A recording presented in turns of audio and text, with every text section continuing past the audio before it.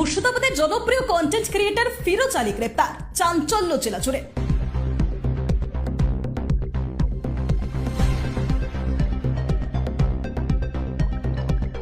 মুর্শিদাবাদের ডোমকলের জনপ্রিয় social media content creator Firoz Ali, যিনি থটস অফ রিয়ালিটি নামের পেজের মাধ্যমে পরিচিত, তাকে গ্রেপ্তার করেছে ডোমকল থানার পুলিশ। সূত্রের খবর, সামাজিক মাধ্যমে প্রকাশিত কিছু কন্টেন্টকে কেন্দ্র করে তার বিরুদ্ধে উস্কানিমূলক বক্তব্য ছড়ানোর অভিযোগ ওঠে। সেই অভিযোগের ভিত্তিতেই তাকে গ্রেপ্তার করা হয়েছে বলে জানা যাচ্ছে। যদিও এই বিষয়ে পুলিশের পক্ষ থেকে বিস্তারিত কোনো আনুষ্ঠানিক বিবৃতি এখনো সামনে আসেনি। উল্লেখ্য, দীর্ঘদিন ধরে বিভিন্ন সামাজিক ও রাজনৈতিক ইস্যু নিয়ে সরব ছিলেন ফিরোজ আলী। তার সমর্থকদের দাবি, তৃণমূল কংগ্রেস সরকারের সময়েও তিনি সরকারের সমালোচনা করেছেন, আবার বর্তমান বিজেপি সরকারের বিভিন্ন নীতি ও কর্মকাণ্ড নিয়েও একইভাবে প্রশ্ন তুলেছেন। ফলে তার গ্রেপ্তারিকে ঘিরে মত প্রকাশের স্বাধীনতা নিয়ে নতুন করে বিতর্ক শুরু হয়েছে। এদিকে এই ঘটনায় প্রতিক্রিয়া জানিয়েছেন কলকাতা হাইকোর্টের আইনজীবী ইমতিয়াজ কবির। তিনি বলেন, ভারতের সংবিধান প্রত্যেক নাগরিককে মত প্রকাশের স্বাধীনতার অধিকার দিয়েছে, তবে সেই স্বাধীনতারও কিছু সাংবিধানিক সীমাবদ্ধতা রয়েছে। কোনো ব্যক্তির বিরুদ্ধে যদি আইন ভঙ্গের অভিযোগ থাকে তাহলে আইন অনুযায়ী তদন্ত হবে। একই সঙ্গে গ্রেপ্তার হওয়া ব্যক্তিরও আইন অধিকার সুরক্ষিত থাকা জরুরি। আদালতে শেষ পর্যন্ত বিষয়টির বিচার করবে।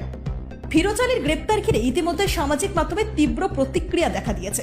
এক অংশ এই পদক্ষেপকে সমর্থন করলেও অন্য অংশ এটিকে মত প্রকাশের স্বাধীনতার উপর হস্তক্ষেপ বলে দাবি করছে। এখন দেখার আগামী দিনে তদন্ত কোন দিকে এগোয় এবং আদালতে এই মামলার পরবর্তী গতি প্রকৃতি কি হয়। যাদের জন্য করছি তারাই পাশে নাই, ছাড়ুন ছাড়ুন। কাদের জন্য করছিলে? ছাড়ুন, কাদের জন্য করছিলে? কাদের জন্য? ছাড়ুন, সবকিছুই অন্ধ, ছাড়ুন। ফিরোজ আলী নামে একজন কন্টেন্ট ক্রিয়েটর, তিনি কিন্তু দীর্ঘদিন ধরে প্রতিবাদ করে আসছে বিভিন্ন সরকারের বিরুদ্ধে। আর সেই প্রতিবাদের পর এবার কিন্তু বিজেপি সরকারের আন্ডারে তিনি কিন্তু অ্যারেস্ট হয়েছে। তুমি সে কী বলবেন? দেখুন, ফিরোজ আলী একজন কন্টেন্ট ক্রিয়েটার, ওর কন্টেন্ট আমিও দেখি। সরকারের সমালোচনা করে ও ভিডিও বানায়। ভারতের সংবিধানের আর্টিকেল 19(1)A এই আর্টিকেলে পরিষ্কারভাবে বলা হয়েছে ফ্রিডম অফ স্পিচ প্রত্যেকটা মানুষের আছে। একটা ভারতীয় নাগরিক, স্বাধীন ভারতীয় নাগরিক, সে তার মতামত প্রকাশ করবে। সরকারের বিরুদ্ধে হতে পারে, সরকারের পক্ষে হতে পারে। এটাই তো ভারতের গণতন্ত্রের এবং সংবিধানের সৌন্দর্য। তাই এই যেটা সোশ্যাল মিডিয়া মারফত জানতে পারলাম যে তার মত প্রকাশের জন্য, সরকার বিরোধী কথা বলার জন্য তাকে গ্রেপ্তার করা। এই ঘটনার তীব্র প্রতিবাদ জানাচ্ছি এবং ফিরোজ আলীর যে কোনো রকম আইনি সহায়তা রাখলে আমি সেই আইনি সহায়তা প্রোভাইড করব। মানুষ প্রতিবাদ করলেই অ্যারেস্ট হচ্ছে, এই বিষয়ে কী বলবো? অগণতান্ত্রিক, টোটালি অগণতান্ত্রিক, অসাংবিধানিক এইরকম ঘটনা গণতন্ত্রের জন্য কখনোই শুভ নয়। এটা আইনের পরিপন্থী। একটা মানুষ, আজকের ঘটনাতেই একটা মানুষ সে প্রতিবাদ করতেই পারে।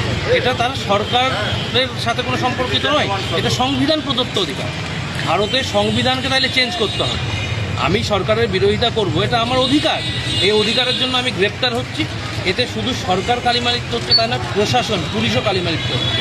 এইটা প্রশাসনের নিজের গরিমা, নিজের পোশাকের গরিমা বাঁচানোর জন্য এটাকে সঠিকভাবে দেখা উচিত বলে আমার মনে হচ্ছে।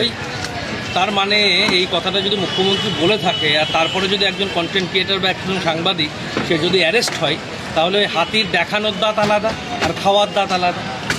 আমি মুখে বলছি যে তুমি সমালোচনা করো, আমারও সমালোচনা করো, কোনো অসুবিধা নেই, কিন্তু সমালোচনা করলে তার গারদ বাড়ে।